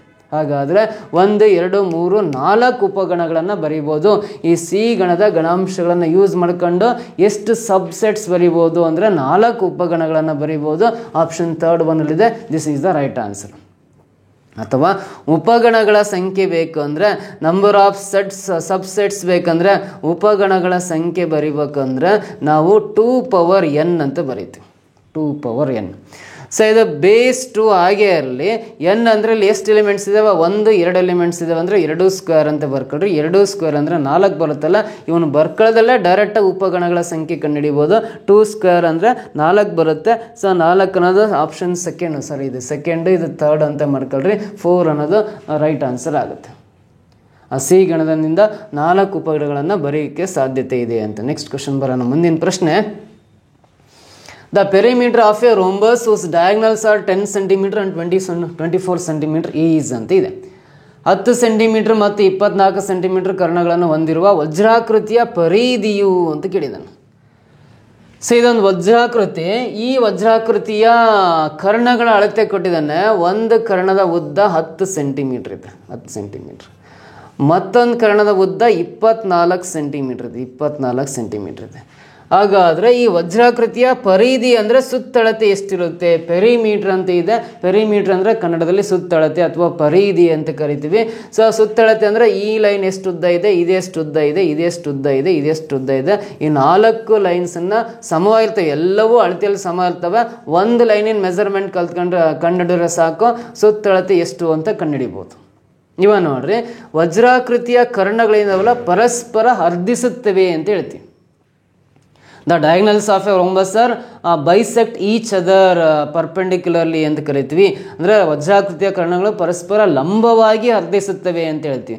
ಲಂಬ ಅಂದರೆ ಇವೆರಡು ಕರ್ಣಗಳನ್ನು ಇಲ್ಲಿ ಕಟ್ ಮಾಡಿದ್ದೀವಿ ಅಂದರೆ 90 ಡಿಗ್ರಿ ಇರುತ್ತೆ. ಹರ್ಧಿಸುತ್ತವೆ ಅಂದರೆ ಅರ್ಧ ಟೋಟಲಿ ಇದು 10 ಸೆಂಟಿಮೀಟರ್ ಇದೆ ಅಂದರೆ ಈ ಕಡೆ 5 ಸೆಂಟಿಮೀಟ್ರ್, ಈ ಕಡೆ 5 ಸೆಂಟಿಮೀಟ್ರ್ ಇರುತ್ತೆ. ಇದು 24 ಸೆಂಟಿಮೀಟ್ರ್ ಉದ್ದ ಇದೆ ಅಂದರೆ ಕೆಳಗಡೆ 12 ಸೆಂಟಿಮೀಟ್ರ್, ಮೇಲ್ಗಡೆ 12 ಸೆಂಟಿಮೀಟ್ರ್ ಇರುತ್ತೆ. ಇವಾಗ ಇಲ್ಲಿ ಎ, ಇದು ಬಿ, ಇದು ಸಿ ಅಂತ ಬರಿತೀವಿ ನೋಡ್ರಿ. ಎ ಬಿ ಸಿ ಅನ್ನೋದು ಏನಾಗುತ್ತೆ? ಲಂಬವಾಗಿ ಹರ್ಧಿಸುತ್ತವೆ ಅಂದರೆ ಇಲ್ಲಿ 90 ಡಿಗ್ರಿ ಇದೆ ಅಂದರೆ ಎ ಬಿ ಸಿ ಅನ್ನೋದು ಲಂಬಕೋನ ತ್ರಿಭುಜ. ಎ ಬಿ ಸಿ ಅನ್ನೋದು ಲಂಬಕೋನ ತ್ರಿಭುಜ. ಈ ಲಂಬಕೋನ ತ್ರಿಭುಜದಲ್ಲಿ ಬಿನಿಂದ ಸಿಗೆ 5 ಸೆಂಟಿಮೀಟ್ರ್ ಇದೆ, ಎನಿಂದ ಬಿಗೆ 12 ಸೆಂಟಿಮೀಟ್ರ್ ಇದೆ ಅಂದರೆ ಪೈಥಾಗೋರಸ್ ತ್ರಿಬಳಿ ಇದೆಯಲ್ಲ 5, 12, 13 ಅಂತ ಪೈಥಾಗೋರಸ್ ಟ್ರಿಪ್ಲೆಟ್ ಇದೆ. ಪೈಥಾಗೋರಸ್ ತ್ರಿಬಳಿ ಇದೆ ಅಂದರೆ ಒಂದು ಸೈಡ್ ನೋಡ್ರಿ, ಬಿನಿಂದ ಸಿಗೆ 5 ಇದೆ, ಎನಿಂದ ಬಿಗೆ 12 ಇದೆ ಅಂದರೆ ಎನಿಂದ ಸಿ ಅನ್ನೋದು ವಿಕರ್ಣ. ಇದೆಷ್ಟಾಗುತ್ತೆ ಅಂದರೆ ಇದು 13 ಸೆಂಟಿಮೀಟ್ರ್ ಆಗುತ್ತೆ. ಎ ಸಿ = 13 ಸೆಂಟಿಮೀಟ್ರ್ ಬರ್ಕೊಂಡ್ರಿ. ಎನಿಂದ ಸಿ ಇದು 13 ಇದೆ ಅಂದರೆ ಈ ಲೈನು ಕೂಡ 13 ಸೆಂಟಿಮೀಟ್ರ್ ಇರುತ್ತೆ, ಈ ಲೈನು ಕೂಡ 13 ಇರುತ್ತೆ, ಈ ಲೈನು 13 ಇರುತ್ತೆ. ಅಂದರೆ ಇದರ ಸುತ್ತಳತೆ ಅಂದರೆ 13 + 13 26 + 13 39 + 13 ಅಂದರೆ ಟೋಟಲಿ 52 ಸೆಂಟಿಮೀಟ್ರ್ ಆಗುತ್ತೆ. ಈ ವಜ್ರಾಕೃತಿಯ ಸುತ್ತಳತೆ ಪೆರಿಮೀಟ್ರ್ ಅಂದರೆ 52 ಸೆಂಟಿಮೀಟ್ರ್ ಆಗುತ್ತೆ. ಥರ್ಡ್ ಆಪ್ಷನ್ ಕರೆಕ್ಟ್ ಆಗುತ್ತೆ. ಇದು ಒಂದು ವಿಧಾನ, ನಾವು right angle triangle concept use ಮಾಡ್ಕೊಂಡು ಮಾಡೋದು. ಅಥವಾ ನೋಡ್ರಿ, ಎ ಅಂದರೆ ಪ್ರತಿಯೊಂದು ಬಾವಿನ ಅಳತೆ ವಜ್ರಾಕೃತಿಯಲ್ಲಿ ಅಂತ. ಇಲ್ಲಿ 10 ಸೆಂಟಿಮೀಟ್ರ್ ಅಂದರೆ ಒಂದು ಕರ್ಣ 10 ಸೆಂಟಿಮೀಟ್ರ್ ಇದೆ, D1 ಅಂತ. D2 ಅಂದರೆ ಮತ್ತೊಂದು ಕರ್ಣ 24 ಸೆಂಟಿಮೀಟ್ರ್ ಇದೆ ಅಂತ. ಈ ವಜ್ರಾಕೃತಿಯ ಪ್ರತಿಯೊಂದು ಬಾವಿನ ಅಳತೆ ಕಂಡುಹಿಡಿಬೇಕು. ಎ ಕಂಡುಹಿಡಿಬೇಕಂದ್ರೆ ಅದನ್ನ 1/2 × √D1² + D2² ಅಂತ ಬರಿತೀವಿ. ಈ ರೀತಿ ಮಾಡ್ಕೊಂಡ್ರೆ ಆ ವಜ್ರಾಕೃತಿಯ ಪ್ರತಿಯೊಂದು ಬಾವಿನ ಅಳತೆ ಸಿಗುತ್ತೆ. 1/2 × √D1² + D2². ಸೊ ಇಲ್ಲಿ ಎ = 1 ಫಾರ್ಮುಲಾ ಇದೆ. D1 ಅಂದರೆ ಅಲ್ಲಿ 10 ಇದೆಯಲ್ಲ 10² ಬರಿತೀನಿ. D2 ಅಂದರೆ 24 ಇದೆಯಲ್ಲ 24² ಬರಿತೀನಿ. ಈ 1/2 ಹಾಗೆ ಅಲ್ಲಿ 10² ಅಂದರೆ 100, 24² ಅಂದರೆ 576 ಆಗುತ್ತೆ. ಇವೆರಡು ಕೂಡಿದಾಗ ರೂಟ್ ಒಳಗಿರೋ ಎರಡೂ ಸಂಖ್ಯೆ ಕೂಡಿದಾಗ 676 ಬರುತ್ತೆ. 676ಗೆ ಸ್ಕ್ವೇರ್ ರೂಟ್ ಅಂದರೆ ಎಷ್ಟು ಬರುತ್ತೆ ಅಂದರೆ 26 ಬರುತ್ತೆ. ಇದು 2 1 2 2 3 6 ಕ್ಯಾನ್ಸಲ್ ಆಗಿ 13 × 1 ಅಂದರೆ 13 ಸೆಂಟಿಮೀಟ್ರ್ ಅನ್ನೋದು ವಜ್ರಾಕೃತಿಯ ಪ್ರತಿಯೊಂದು ಬಾವಿನ ಅಳತೆ 13 ಸೆಂಟಿಮೀಟ್ರ್ ಇರುತ್ತೆ ಅಂತ. ವಜ್ರಾಕೃತಿಯಲ್ಲಿ 4 ಬಾಹುಗಳ ಅಳತೆ ಸಮ ಇರುತ್ತೆ ಅಂದರೆ ಇದು 13 13 13 13 ಸುತ್ತಳತೆ ಪರಿಧಿ ಅಂದರೆ 4 ಬಾಹುಗಳನ್ನು ಕೂಡ್ರಿ. ಅಥವಾ 13ಅನ್ನು 4 ಬಾವಲ್ಲ 4ರಿಂದ ಗುಣಿಸ್ರಿ, 13 4 52 ಬರುತ್ತಲ್ಲ, ಇದು ವಜ್ರಾಕೃತಿಯ ಸುತ್ತಳತೆ ಅಥವಾ ಪರಿಧಿ, ಇಂಗ್ಲೀಷಲ್ಲಿ ಪೆರಿಮೀಟ್ರ್ ಅಂತ ಕರಿತೀವಿ. 52 ಸೆಂಟಿಮೀಟ್ರ್ ಕರೆಕ್ಟ್. ಈ ವಿಧಾನದಲ್ಲೂ ಮಾಡ್ಬೋದು, ಆಗಲೇ ಹೇಳ್ಕೊಟ್ಟನಲ್ಲ ಆ ಥರನೂ ಮಾಡ್ಕೋಬೋದು ನೀವು. ಓಕೆನಾ? ನೆಕ್ಸ್ಟ್ ಬರೋಣ ಮುಂದಿನ ಪ್ರಶ್ನೆ. A company makes an advertisement to collect a capital of ₹25 lakhs of shares.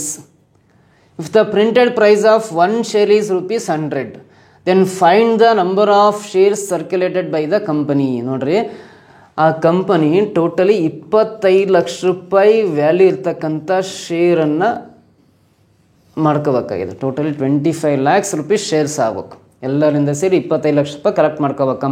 Company collect ಮಾಡ್ಬೇಕಿರೋದು 25 lakh ರೂಪಾಯಿ. ಅಲ್ಲಿ ಒಂದು ಶೇರಿಗೆ 100 ರೂಪಾಯಿ ಆದರೆ, ಒಂದು ಶೇರಿನ ಬೆಲೆ 100 ರೂಪಾಯಿ ಆದರೆ ಎಷ್ಟು ಶೇರ್ಸ್ಗಳನ್ನು ಅವರು ಡಿಸ್ಟ್ರಿಬ್ಯೂಟ್ ಮಾಡಿದರೆ, ಎಷ್ಟು ಶೇರ್ಸ್ಗಳನ್ನು ಸರ್ಕ್ಯುಲೇಟ್ ಮಾಡಿದ್ರೆ 25 ಲಕ್ಷ ರೂಪಾಯಿ ಕಲೆಕ್ಟ್ ಮಾಡ್ಬೋದು ಅಂತ ಕೇಳಿದ್ದಾನೆ.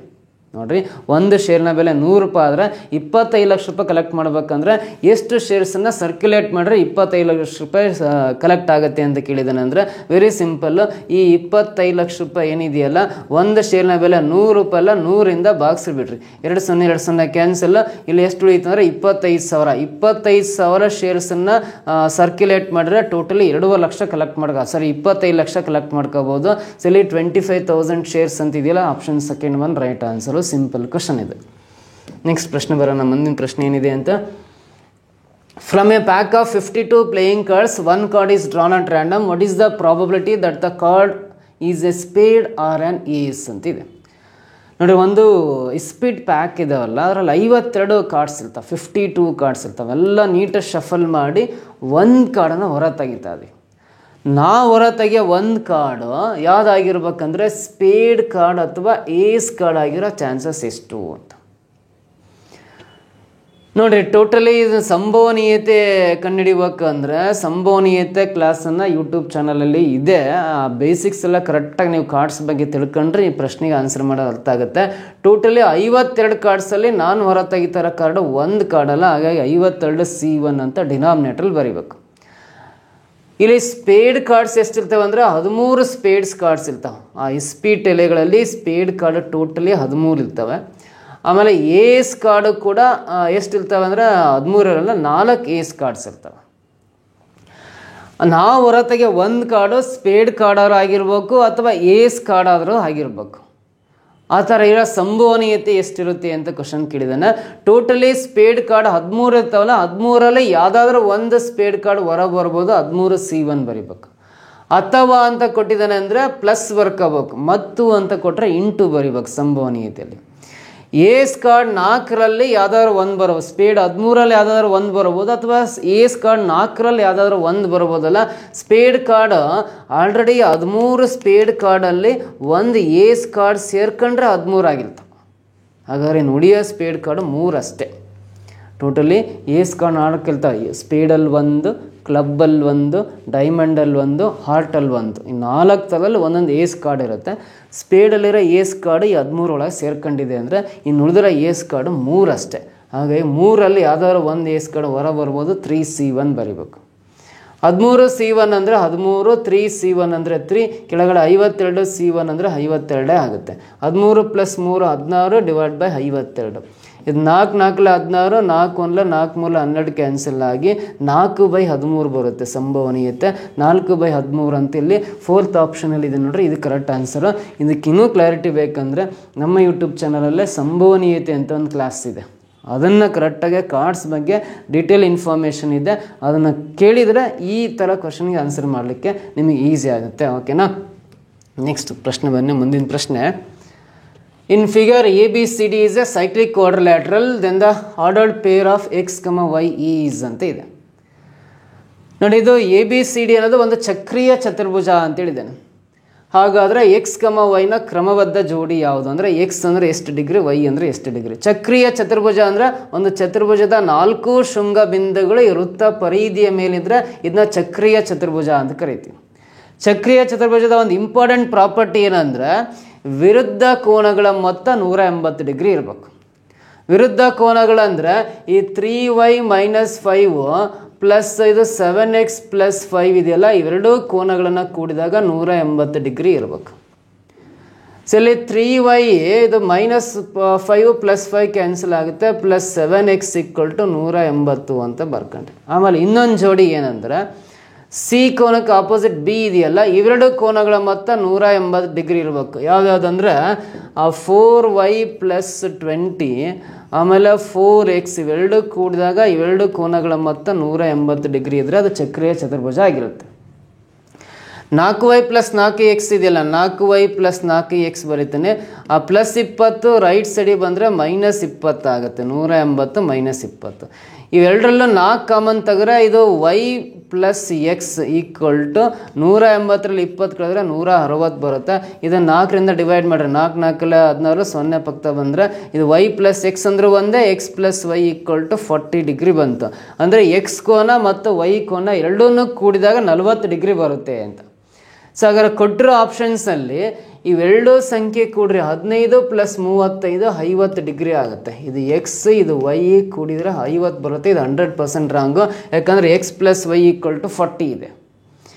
ಇದು 10 + 15 ಇವೆರಡು ಕೂಡಿದರೆ 25 ಬರುತ್ತೆ. ಇದು ಕೂಡ 100% ರಾಂಗು, ಯಾಕಂದರೆ ಎಕ್ಸ್ ಪ್ಲಸ್ ವೈ ಇವೆರಡು ಕೂಡಿದರೆ 40 ಬರ್ಬೇಕು, 40 ಬರೋಲ್ಲ. Second option wrong. ಸೊ ಇವೆರಡು ಕೂಡಿದರೆ 40 + 35 75 ಆಗುತ್ತೆ. ಅಂದರೆ ಇದು ಕೂಡ 100% ರಾಂಗು. ಎಕ್ಸ್ ವೈನ ಕೂಡಿದರೆ 40 ಅಷ್ಟೇ ಆಗಬೇಕು. ಬಟ್ ಇಲ್ಲಿ 15 + 25 ಇದೆಯಲ್ಲ, ಇವೆರಡು ಕೂಡ ಕರೆಕ್ಟ್ 40 ಡಿಗ್ರಿ ಬರುತ್ತೆ. ಅಂದರೆ ಎಕ್ಸ್ನ ವ್ಯಾಲ್ಯೂ 15 ಡಿಗ್ರಿ, ವೈನ ವ್ಯಾಲ್ಯೂ 25 ಡಿಗ್ರಿ ಕರೆಕ್ಟ್ ಇದೆ. ಆಪ್ಷನ್ 4th ಒನ್ನೇ ಇದಕ್ಕೆ right answer. X value 15 degree, y value 25 degree ಆಗುತ್ತೆ ಅಂತ. ಸೊ ಮತ್ತೇನೋ ಮುಂದೆ ಕ್ಯಾಲ್ಕುಲೇಷನ್ ಮಾಡೋ ಅವಶ್ಯಕತೆ ಇಲ್ಲ, ಆಪ್ಷನ್ 3 ಕಂಡುಹಿಡಿಬೋದು. ಓಕೆನಾ. ನೆಕ್ಸ್ಟ್ ಕ್ವಶನ್ ಬರೋಣ. ಮುಂದಿನ ಪ್ರಶ್ನೆ, for what value of X the mode of the following data is 27. ಎಕ್ಸ್ನ ಯಾವ ಮೌಲ್ಯಕ್ಕೆ ಈ ಕೆಳಗಿನ ದತ್ತಾಂಶಗಳ ರೂಢಿ ಬೆಲೆ 27 ಆಗಿದೆ ಅಂತ. ರೂಢಿ ಬೆಲೆ ಮೋಡ್ ಅಂದರೆ ಅತಿ ಹೆಚ್ಚು ಬಾರಿ ಪುನರಾವರ್ತನೆ ಆಗಿರೋ ಸಂಖ್ಯೆನ ರೂಢಿ ಬೆಲೆ ಅಂತ ಕರಿತೀವಿ. ಈ ಎಕ್ಸ್ ಜಾಗದಲ್ಲಿ ಯಾವ ಸಂಖ್ಯೆ ಹಾಕಿದರೆ ಇವುಗಳ ರೂಢಿ ಬೆಲೆ 27 ಆಗಿರುತ್ತೆ ಅಂತ ಕೇಳಿದ್ದಾನೆ. ಫಸ್ಟ್ ಆಫ್ ಆಲ್ ಇಲ್ಲಿ ಕೊಟ್ಟಿರೋ ಸಂಖ್ಯೆಗಳನ್ನು ನಾವು ಏರಿಕೆ ಕ್ರಮ ಅಸೆಂಡಿಂಗ್ ಆರ್ಡರ್ ಅಂತ ಕರಿತೀವಲ್ಲ, ಏರಿಕೆ ಕ್ರಮದಲ್ಲಿ ಬರ್ಕೊಳ್ಳೋಣ. ಏರಿಕೆ ಕ್ರಮದಲ್ಲಿ ಬರೀಬೇಕಾದ್ರೆ ಅತಿ ಚಿಕ್ಕ ಸಂಖ್ಯೆ 23 ಫಸ್ಟ್ ಬರಿತೀನಿ. ಆಮೇಲೆ 24 ಇದೆ, 24 ಬರಿತಾ ಇದ್ದೀನಿ. ಆಮೇಲೆ 25 ಒಂದು ಸಲ ಇದೆ 25, ಮತ್ತು 25 2 ಸಲ, 3 ಸಲ ಇದೆ 25, 3 ಸಲ 25 ಬರಿತೀನಿ. ಸೊ ಏರಿಕೆ ಕ್ರಮದಲ್ಲಿ ಸಂಖ್ಯೆಗಳು ಬರಿತಾ ಇದ್ದೀನಿ ಮೋಡ್ ಕಂಡುಹಿಡಿಬೇಕಂದ್ರೆ. ಆಮೇಲೆ 26 ಒಂದು ಸಲ ಇದೆ, 2 ಸಲ ಇದೆ, 3 ಸಲ ಇದೆ 26, 26 3 ಸಲ ಬರಿತಾ ಇದ್ದೀನಿ, 3 ಸಲ ಬರಿತಾ ಇದ್ದೀನಿ. ಆಮೇಲೆ 27 ಒಂದು ಸಲ ಇದೆ, 2 ಸಲ ಇದೆ, 3 ಸಲ ಇದೆ, 27 ಕೂಡ 3 ಸಲ ಬರಿತಾ ಇದ್ದಾನೆ. ಆಮೇಲೆ ಪಕ್ಕದಲ್ಲಿ ಎಕ್ಸ್ ಬರಿತಾ ಇದ್ದಾನೆ. ನಾನಿಲ್ಲಿ ರೂಢಿ ಬೆಲೆ ಅಥವಾ ಬಹುಲಕ ಅಂತ ಕರೀತಾರೆ ಕನ್ನಡದಲ್ಲಿ, ಇಂಗ್ಲೀಷಲ್ಲಿ ಮೋಡ್ ಅಂತ ಕರಿತೀವಿ. ಏನು ರೂಢಿ ಬೆಲೆ ಅಥವಾ ಬಹುಲಕ ಮೋಡ್ ಅಂದರೆ ಅತಿ ಹೆಚ್ಚು ಬಾರಿ ಪುನರಾವರ್ತನೆ ಆಗಿರೋ ಸಂಖ್ಯೆನ ರೂಢಿ ಬೆಲೆ ಅಂತ ಕರಿತೀವಿ.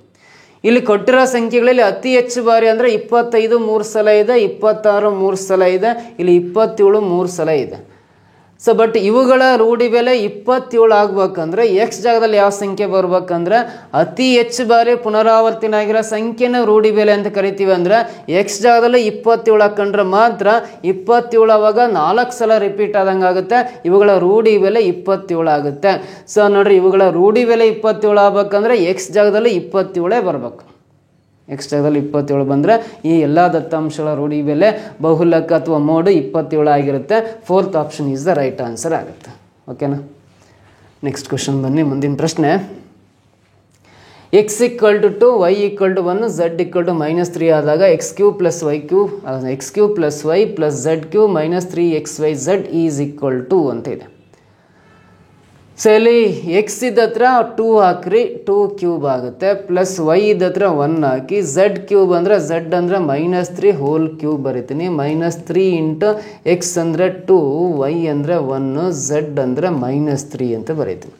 ಇದಿಷ್ಟು ಸಿಂಪ್ಲಿಫೈ ಮಾಡಿದರೆ ನೋಡಿರಿ, 2³ ಅಂದರೆ 3 ಸಲ ಗುಣಿಸಿದ್ರೆ 8 ಬರುತ್ತೆ, ಪ್ಲಸ್ 1 ಬರಿತೀನಿ. -3 ಹೋಲ್³ ಅಂದರೆ -3ನ 3 ಸಲ ಗುಣಿಸಿದ್ರೆ -27 ಆಗುತ್ತೆ. ಸೊ ಇಲ್ಲಿ ಮೈನಸ್ ಇಂಟು ಮೈನಸ್ ಪ್ಲಸ್, 3 2 6, 6 1 6, ನೋಡ್ರಿ ಇಲ್ಲಿ 3 2 6, 6 1 6, 6 3 18 ಬರುತ್ತೆ, 18 ಬರೀತಾ ಇದೀನಿ. ಸೊ ಇಲ್ಲಿ 8 + 1 9 + 18 ಅಂದರೆ 27 ಬರುತ್ತೆ. -27 ಅಂದರೆ 27 -27 ಕ್ಯಾನ್ಸಲ್ ಆಗಿ ಶೇಷ ರಿಮೈಂಡ್ರ್ 0 ಉಳಿಯುತ್ತೆ. ಇಲ್ಲಿ ಡಿಫ್ರೆನ್ಸ್ 0 ಅನ್ನೋ ಥರ್ಡ್ ಆಪ್ಷನಲ್ಲಿ ಇದೆಯಲ್ಲ, ಅದು ಕರೆಕ್ಟ್ ಆಗುತ್ತೆ, ಆನ್ಸರ್ ಆಗುತ್ತೆ.